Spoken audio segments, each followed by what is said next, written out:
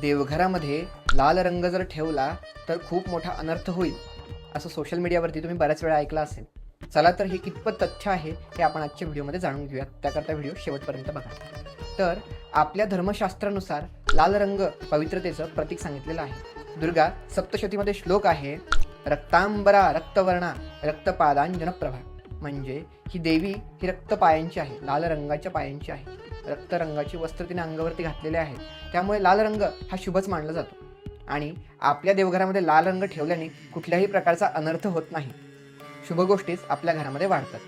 त्यानंतर दुसरं कारण म्हणजे लाल रंग का जास्त प्रकारात असू नये याचं कारण असं आहे की लाल रंगाला बघितल्यावरती आपलं शरीर जास्त उत्तेजित होतं. म्हणून देवघर हे पूर्ण लाल रंगाचं किंवा भडक रंगाचं नसावं, किंवा त्या ठिकाणी लाल रंगाचा बल्ब लावलेला नसावा. बाकी कुठलाही दोष देवघरामध्ये या लाल रंगामुळे लागत नाही.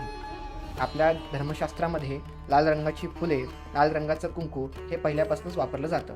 म्हणून लाल रंग वापरल्याने अनर्थ होतो हे खूप मोठं मिथ आहे. अशाच माहिती करता कैवल्य ज्योतिषला फॉलो करा. भेटूयात पुढच्या व्हिडिओमध्ये. नमो नमः.